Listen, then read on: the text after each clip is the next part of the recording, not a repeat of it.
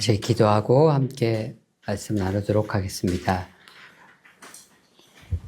할렐루야. 살아계신 주님, 이 시간 주의 종들이 주님 앞에 나와 갈급하고 가란 심령으로 주 여호와 하나님의 말씀으로 우리 그 하늘의 양식으로 지금 우리의 심령을 채우기를 원하며 가란 심령으로 주님 앞에 나왔사오니 주님 이 시간 주의 성령으로 역사하여 주시옵시고 하늘의 만나로 각 사람의 심령에 필요한 주의 하늘의 양식으로 주님 먹여주시옵시고 가란 심령들 가운데 하나님 해갈되어지는 시간이 되어질 수 있도록 주님 이 시간 역사하여 주시옵소서.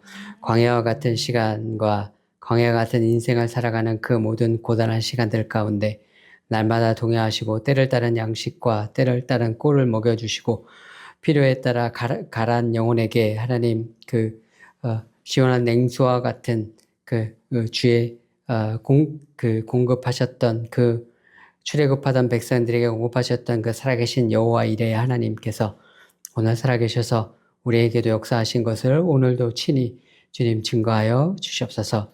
이 시간을 주님 손에 의탁드리오며 우리 주 예수 그리스도의 이름으로 기도드렸습니다. 아멘. 오늘 같이 읽은 로마서 7장의 말씀은 바울이 자기 신의 연약함에 대해서 고백한 말씀입니다. 그래서 자신이 하고 싶지 않은 죄를 짓게 되고 또 그런 것들이 반복되어지는 것들을 보게 되면서 자신에게 실망하게 되고 또 절망하게 됐던 경험을 바울이 묘사를 하고 있습니다. 우리가 이제 일상에서 날마다 이런 일들을 사실 겪죠. 그래서 그런 일이 발생을 하게 되면 우리가 어떻게 되겠냐면 우리 스스로를 정죄하고 자책하게 됩니다. 우리가 일상에서 내가 이러고 싶지 않았는데 어떠한 그 죄라고 하면 꼭 무슨 범법 같은 큰 걸로 연상이 되니까 내를 어떤 상황에서 누군가에게 화를 내고 싶지 않았는데 언성을 높였다던가 이런 것들까지도 우리가 그런 일들이 우리의 본성이 기본적으로 죄성이 있어서 그 죄성으로 인해서 우리가 자꾸 그런 것들이 반복이 되어지게 되면 우리 자신을 자책하게 되죠. 그러지 말았어야 됐는데 자책하게 되고 그것으로 인해서 그런 것들을 반복하게 되는 죄를 반복하게 되는 나 자신을 보면서 실망하게 됩니다. 그리고 계속해서 그런 나 자신에 대한 실망들이 반복되어지게 되면 그 실망이 더 나아가서 절망하게 되죠. 나는 안 되나 봐. 나는 이런 거 못 고치나 봐. 옛날 어르신들이 사람 고쳐 쓰는 거 아니라더니 그 말이 딱 맞나 봐. 이제 이런 생각이 우리가 이제 들게 되는 우리가 범죄함과 그 범죄함으로 인해서 나를 정죄하게 되고 그 정죄함으로 해서 나에게 실망하고 절망하게 되는 이러한 단계를 우리가 쭉 거치게 되어집니다. 바울도 이러한 경험들이 있어서 그러한 경험 속에서 이렇게 고백을 했습니다. 오늘 본문 24절에 오호라 나는 곤고한 사람이로다. 곤고하다는 말이 도대체 무슨 말인가? 옛날 말이라 어려워서 제가 이걸 쭉 찾아봤더니 헬라어 원문을 보니까 비참하다, 괴롭다 이런 뜻이더라고요. 내가 참 괴롭다, 내가 참 비참하다.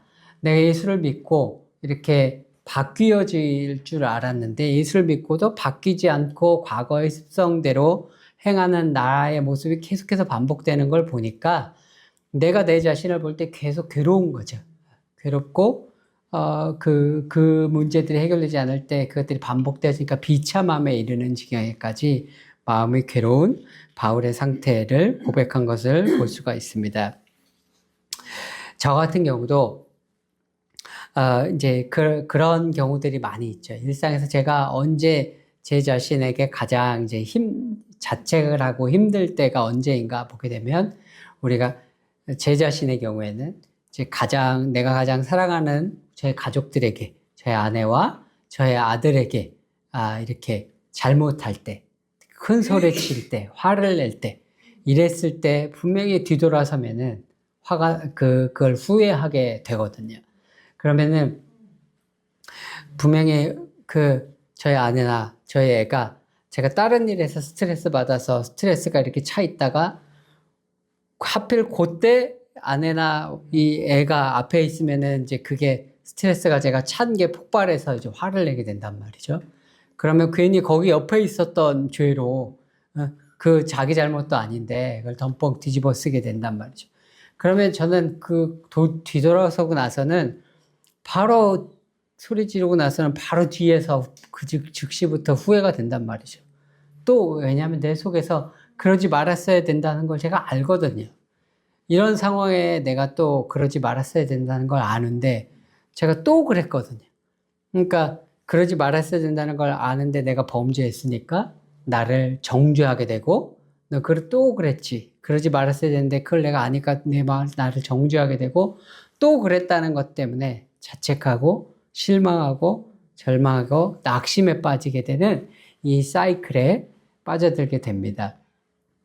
그게 목사가 돼서는 하나 더 늘더라고요. 목사가 되니까 교인들한테 잘못하면은 그것도 또 이제 오늘 교회에서 성도들한테 내가 혹시 말이 언성이 높지 않았나? 이럴 때 내가 오늘 말투가 너무 퉁명스럽지 않았나?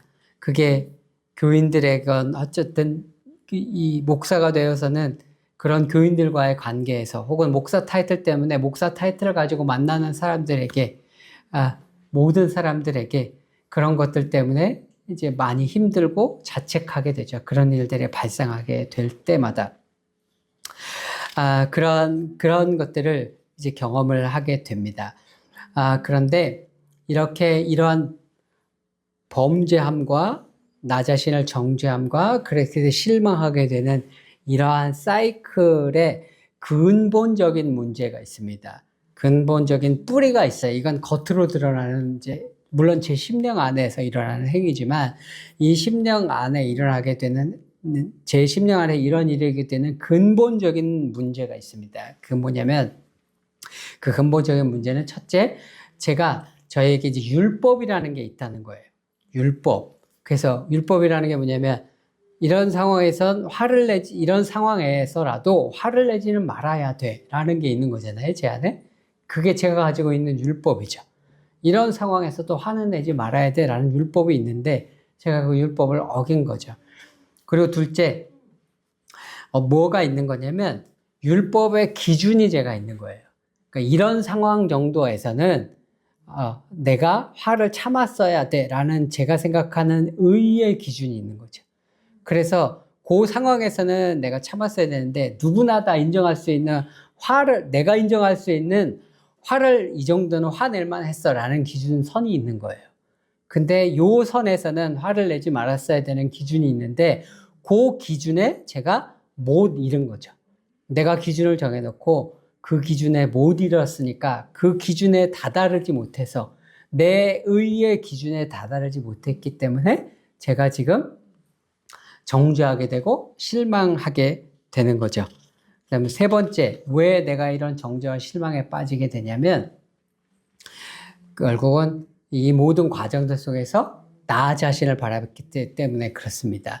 그 뭐냐면 이런 순간에는 그러면 어떻게 했어야 되냐면 나 자신이 아니라 순간적으로 나 자신을 내가 범죄했고 내가 그 기준에 이르지 못했다는 것을 인식하게 될지라도 순간적으로 나 자신을 바라보고 실망할 수 있지만 우리가 예수 그리스도를 믿게 된 그리스도인으로서 우리는 바로 그 즉시로 예수 그리스도를 바라봐야죠.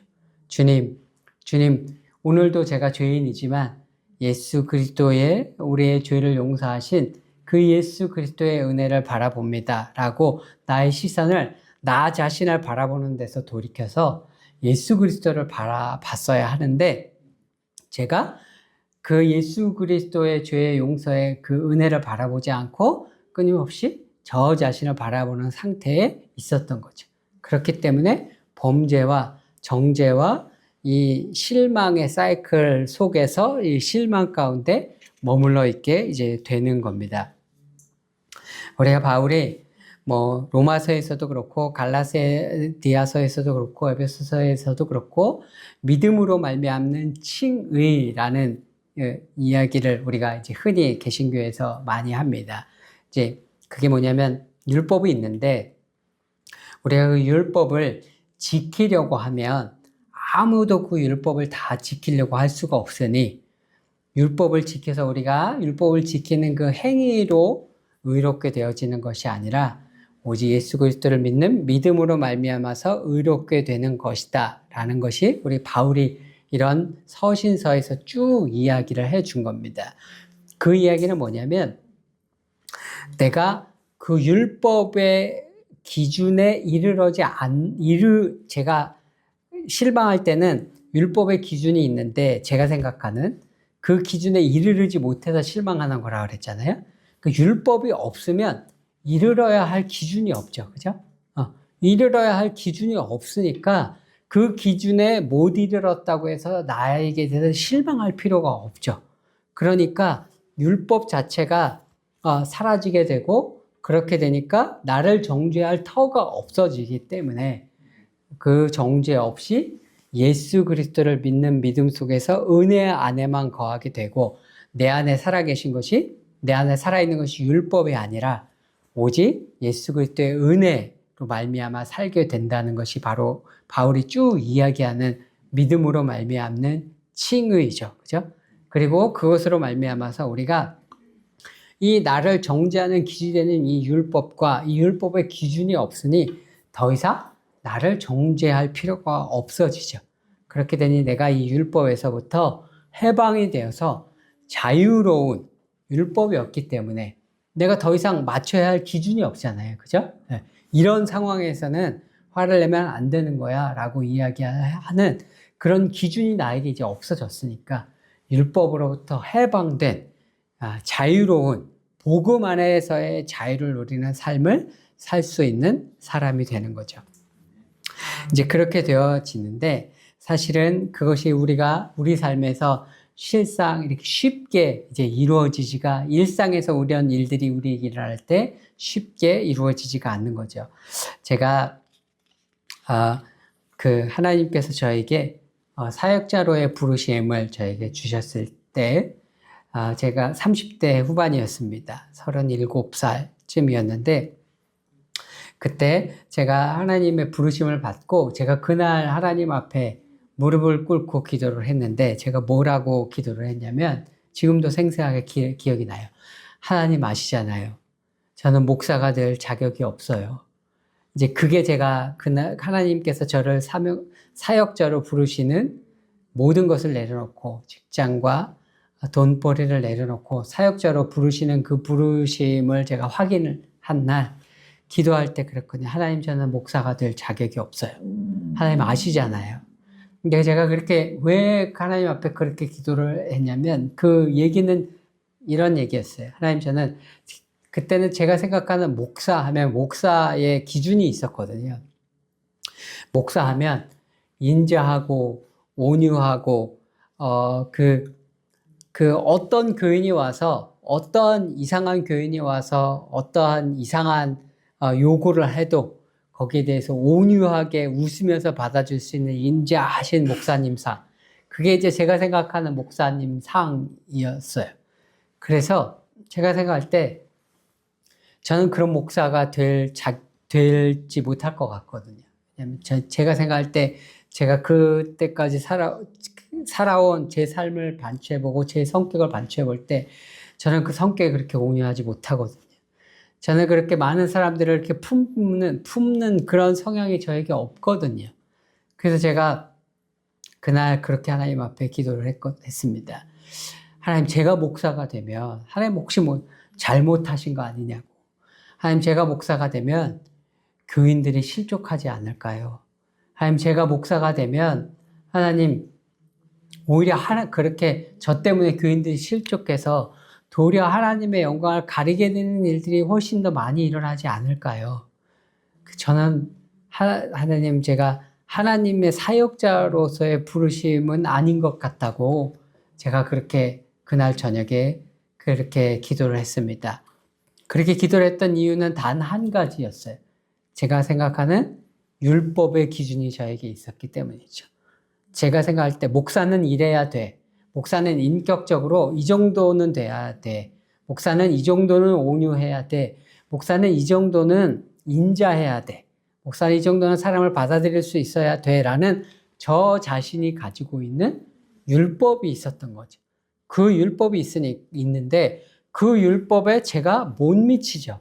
제가 못 미치니까 하나님께서 저에게 하나님의 뜻을 알려주셔도 그 하나님의 뜻보다 제가 가지고 있는 율법이 더 중요한 거죠.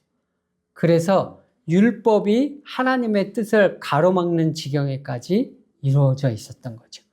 그만큼 율법이 제 안에서 그토록 강하게 작용을 했던 거죠. 근데 그러한 율법적인 역사가 우리 안에서도 이제 늘 일어나는 것들을 이제 보게 됩니다. 이렇게 율법이 강하게 되고 자기 안에서 율법의 기준이 자기의 율법이 있고 자기의 율법이 강하게 작용을 하고 율법의 기준이 없으면 율법에 넘어지죠. 왜냐하면 끊임없이 그 율법에 다다르지 못하는 자기를 발견하게 될 테니까요.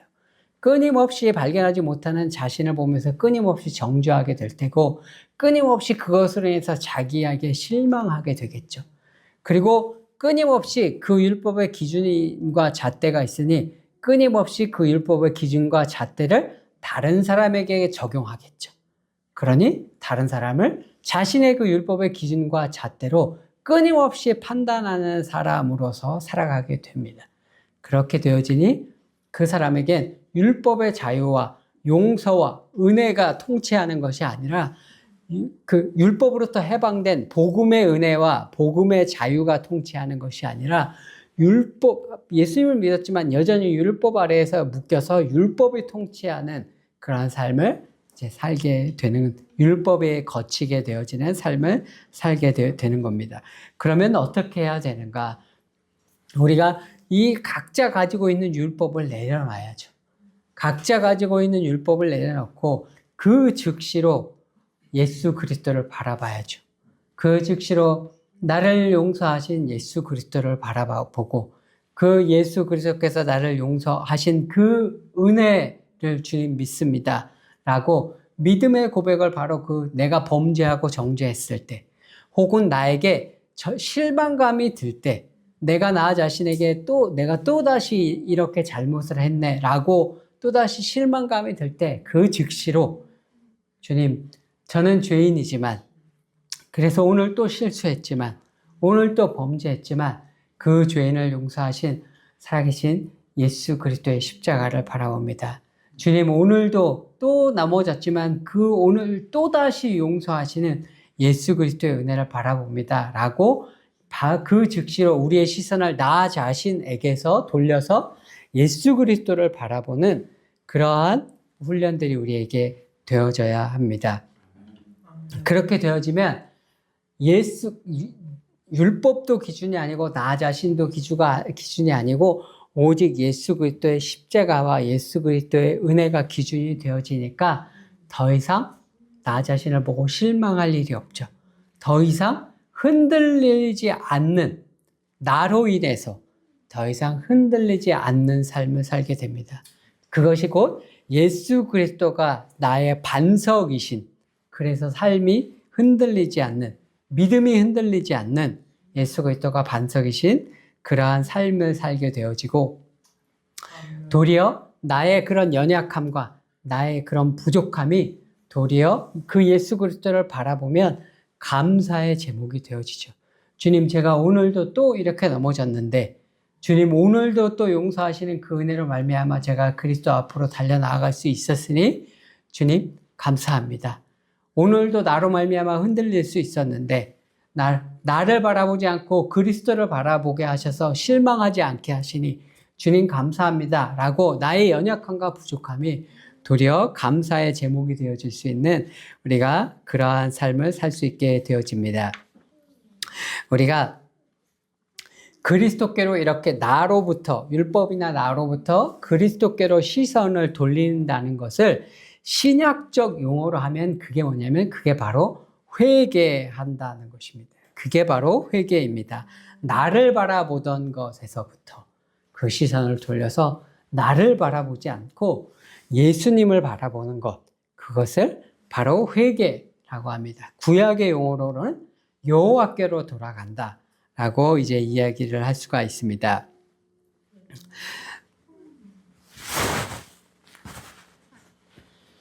근데 이 회개에는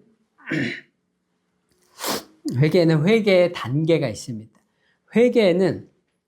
회개를 시작하는 시작 단계에서는 감정적으로 우리가 슬플 수 있어요. 왜냐하면 우리가 삶을 살아가다 보면 다 그래도 우리가 자기 잘난 맛에 사는 게 있잖아요.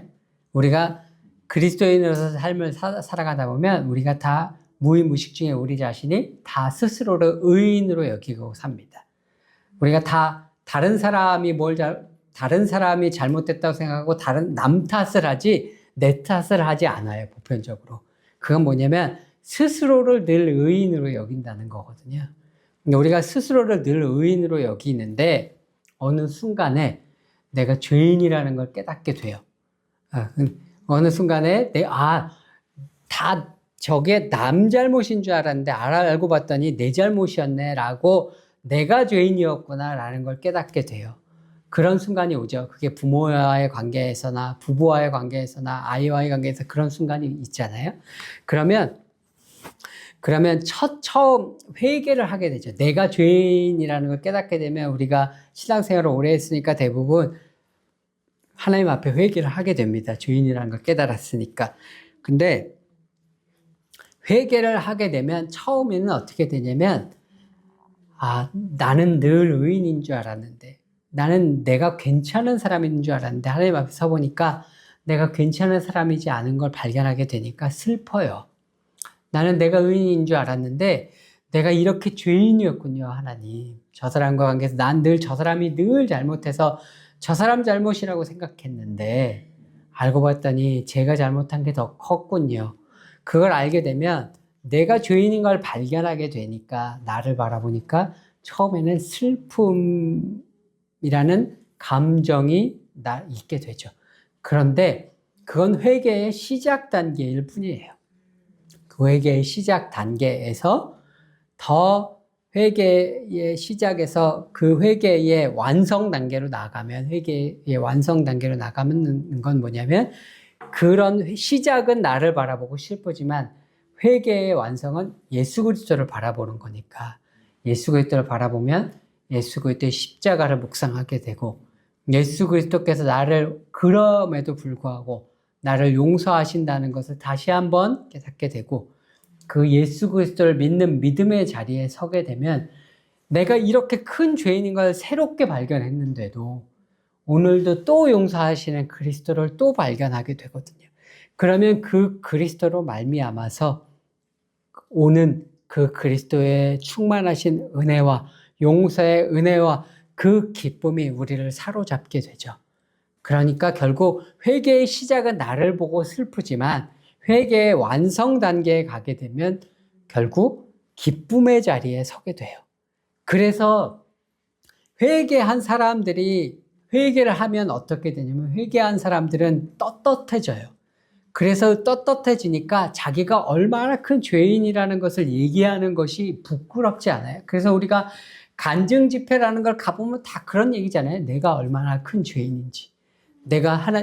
여러분, 제가 예전에 마약 중독자였습니다. 여러분, 제가 알코올 중독자였습니다. 지금은 그런 게 없지만 제가 예전에 술만 먹으면, 제 아내를 맨날 때리고 그랬습니다. 그런 게, 그렇게 부끄러운 자신의 죄를 드러내는 게 간증이었잖아요. 그게 왜 가능하냐면, 너무나 크고 놀라우신 예수 그리스도의 죄의 용서의 은혜를 발견했으니까요. 하나님이 나같이 이런 죄인도 용서해 주신대요. 이런 은혜가 있대요. 그걸 내가 발견을 했어요. 라고 얘기를 하는 게 간증이잖아요. 그죠? 내가 발견한 그 용서의 은혜와 하나님의 사랑과 그 무한한 은혜가 너무 크니까, 그게 너무 기쁘니까, 그 기쁨 때문에 내가 보이지 않는 거예요. 그렇기 때문에 내가 이렇게 나의 부족함들을 이렇게 받아주신 분이 있어요. 그게 복음이잖아요. 그죠? 그런 내가 그런 분을 발견을 했어요. 근데 그분이 하나님이래요. 그러니 여러분도 그 하나님을 한번 믿어보세요. 라는 게 그 복음에 대한 간증이잖아요. 그죠? 그러니 죄에 대해서도 떳떳할 수 있는 거죠. 회개의 시작은 나를 보고 슬펐으나 회개의 완성에 가면 그리스도를 보고 기뻐할 수 있기 때문에. 그렇게 되어지면 우리가 그런 사람들이 되면 다른 사람들을 향한 시선도 더 이상 내가 이렇게 큰 기쁨, 용서의 은혜를 누린 사람이니까 그런 용서의 은혜를 받아서 누리는 자로서 다른 사람들을 향해서도 그렇게 용서의 은혜를 전파하며 살아갈 수 있는 거죠. 예전에는 다른 사람들이 율법을 가지고 판단하는 사람이었지만 이제는 그 예수 그리스도의 용서의 은혜를 누린 자로서 나도 그렇게 용서를 누렸는데 누가 좀 나한테 잘못해도 기꺼이 용서해주고 은혜로 받아줄 수 있는 그러한 사람이 되어질 수 있겠죠. 80년대에 이러한 사건이 있었습니다.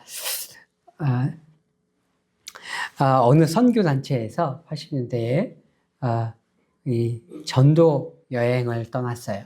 그러니까 시골에 이렇게 쭉 전도 여행을 청년들이 떠났습니다. 어느 마을에 다다랐는데 그 마을에 귀신 들린 여자가 있다는 이야기를 들었어요.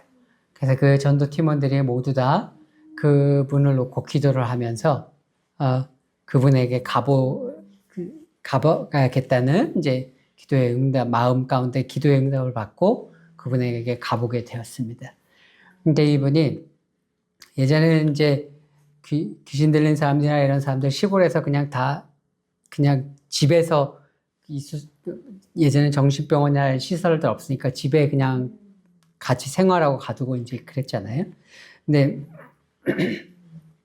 이분 같은 경우에는 이분의 얘기를 들어보니까 이분이 어떤 상황이었냐면 이분이 원래 교회의 여자 전도사님이었어요. 근데 여자 전도사님이었는데 어느 날 교회에 어떤 멋진 남자가 왔어요. 그래서 이 멋진 남자분하고 이분이 이렇게 연인 관계가 됐어요. 연인 관계가 됐는데 나중에 알고 봤더니 이 남자분이 그 서울에 결혼을 하신 유부남이었던 거예요. 유부남이었는데 직장 때문에 이쪽에 와 계신 거였습니다. 근데 이분이 그 얘기를 안 하고 있다가 이 여자 전도사님하고 사귀게 된 거예요. 근데 나중에 이분이 이걸 알게 됐는데 관계를 정리를 못하고 계속해서 연인 관계로서의 관계를 유지를 해 갔습니다. 그래 이제 전도사인데 마음 가운데 얼마나 정죄가 일어났겠어요, 그죠? 네가 사단이 얼마나 그 마음 가운데 그렇게 정죄를 했겠어요. 네가 전도사야? 네가 하나님을 믿는 사역자야?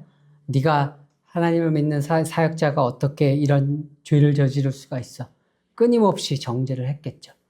근데 그러다가 이 끊임없는 이 사단의 정죄를 받다가 이 여자분이 견디지를 못해서 이제 정신이 나간 거죠.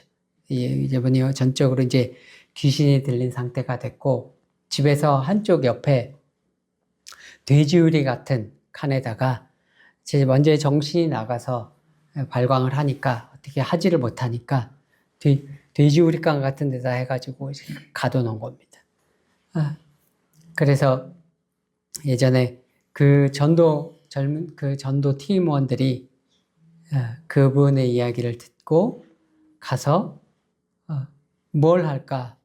어떻게 해야 될까? 우리가 뭐 성경에 예수님께서 귀신을 내쫓는 것처럼 귀신을 내쫓을까? 어떻게 할까? 막 고민을 하고 자기네들끼리 먼저 기도를 했죠. 기도를 하고 가서 어떻게 할까 고민을 하고 기도를 그 자리에 하다가 하나님께서 찬양을 하라는 마음을 주셔서 이 팀원들이 가서 그 돼지우리缸 같은 데 앞에 가서 이 사람들이 찬양을 했어요. 하나님. 왔더니 이제 뭐 돼지우리缸에서 옷도 다 거의 찢어져서 나체 같고 이제 머리는 헤프러지고 제정신이 아니고 발광을 하는 사람이 앞에 있는 데서 찬양을 했습니다.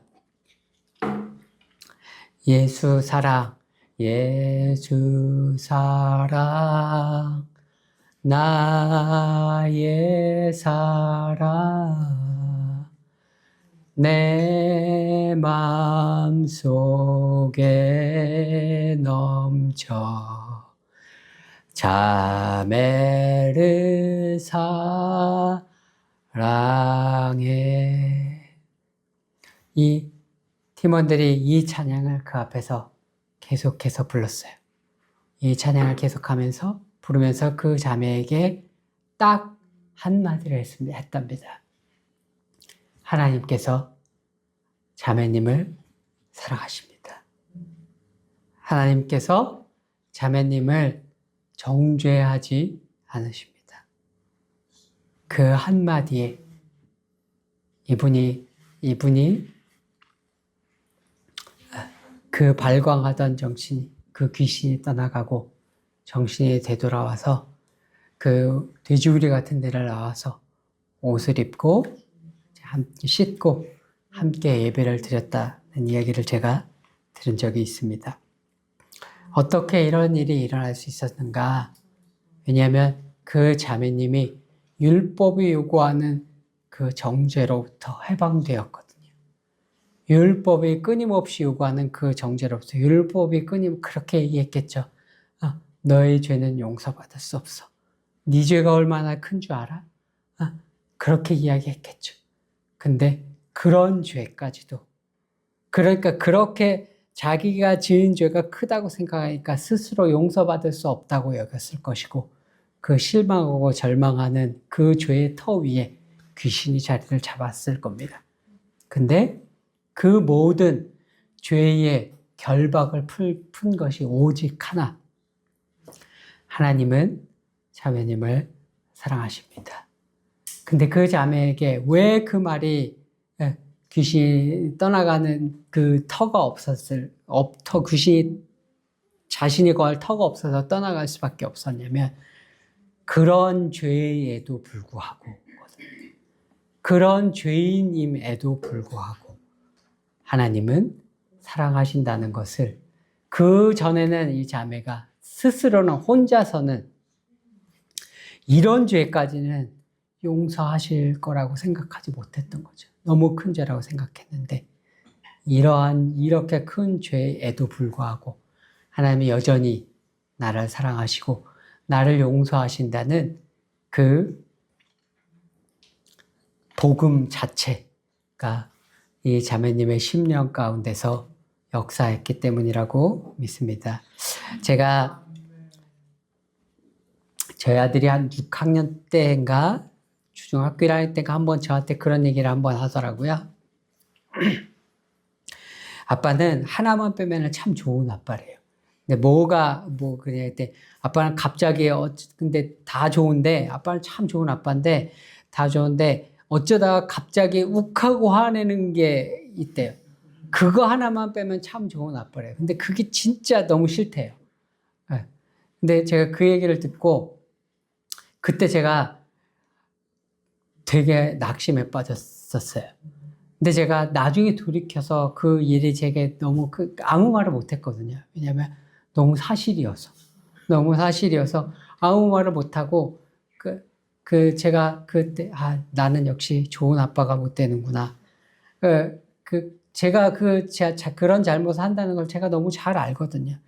제 자신에 생각하면 낙심에 빠졌었단 말이에요. 근데 그 일을 곰곰이 고민하고 생각하면서 보니까 내가 지금 나중에 곰곰이 그 일이 고민이 되어서 실망이 되고 낙심이 돼서 기도하면서 보니까 제가 아들에게 그때 이렇게 얘기해 줬어야 되더라고요.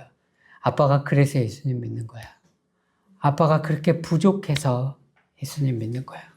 아빠가 그렇게 완벽하지 못해서 예수님 믿는 거야. 그렇게 얘기해 줬더라면 제 아이가 완벽하지 않아도 부족함이 있어도 괜찮다는 그 복음을 알 수 있었을 텐데, 제가 그때 그 얘기를 해주지 못한 게 너무 아쉬워요. 다음에 또 그런 얘기가 나오면 그때는 얘기해 주려고 준비를 하고 있어요. 지난주에 선교사님 오셔서 말씀을 하시는데 그런 말씀 혹시 하시잖아요. 사람 잘 안 바뀐다 이런 말씀 하셨잖아요. 근데 제가 저를 볼 때 제가 어릴 때부터 모태신앙이고 중고등학교 때는 교회 거의 안 나갔지만 뭐 저희 할머님이 기도하시는 분이었고 이때 대학 때부터 이렇게 쭉 예수님을 믿고 또 목사가 되었고 선교사로 해외도 있었고 했지만 제 자신을 볼 때 제가 제 자신을 볼 때 생각하는 게 참 사람 안 바뀌는구나. 참 사람 안 바뀌는데 20대 때는 뭘 그렇게 예수 믿고 변화되는 얘기를 그렇게 많이 했는지 모르겠다 이런 생각을 정말 많이 하거든요. 근데 제가 사람 안 바뀌는구나 라는 얘기는 뭐냐면 제가 잘못하고 늘상 잘못하는 포인트와 지점인데 그걸 늘 반복한다는 거예요. 그걸 늘 반복해서 실망하게 된다는 거예요. 또 그랬네. 늘 그런다는 거예요. 그래서 그걸로 인해서 제가 늘 저 자신에게 이제 실망을 하게 되거든요. 근데 그럴 때마다 예수님을 바라보려고 노력해요. 그럴 때마다 저 자신에게 오늘도 예수님께서 십자가에서 나의 오늘 또다시 잘못하는 나의 그 죄를 위하여 돌아가셨음을 그 예수 그리스도의 은혜의 풍성함을 눈을 들어 나 자신을 바라보지 아니하고 예수 그리스도를 바라보고 예수님을 믿는 자리에 서는 그런 자리에 서려고 노력합니다. 여러분들도 혹시 오늘 반복되어지는 실수, 반복되어지는 연약함, 반복되어지는 그 넘어짐 때문에 자기 자신을 보고 실수하고 실망하시는 분들이 있다면 그래서 늘 실망하고 좌절하는 자리에 서는 자신을 발견하는 때가 있다면 오늘 여러분 자신에게 예수 그리스도의 복음을 선포하십시오.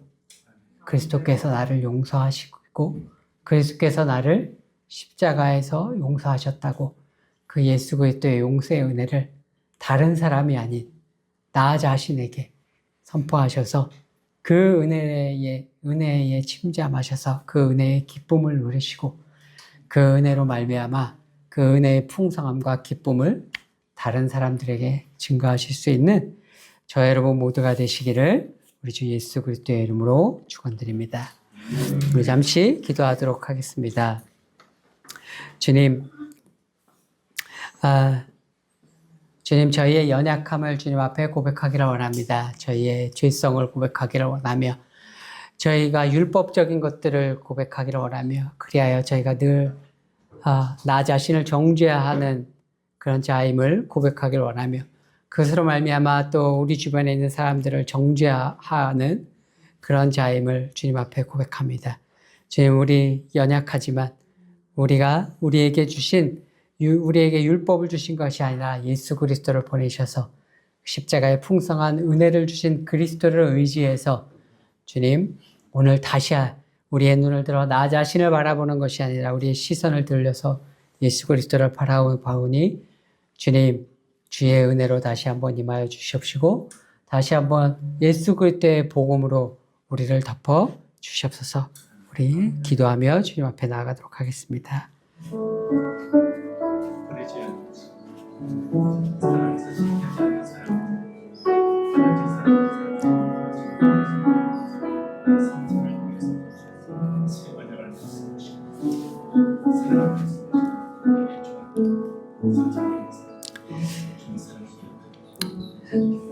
예수님, 우리의 죄를 짊어 지시고 십자가에서 돌아가신 우리 주 예수 그리스도의 은혜를 다시 한번 묵상합니다.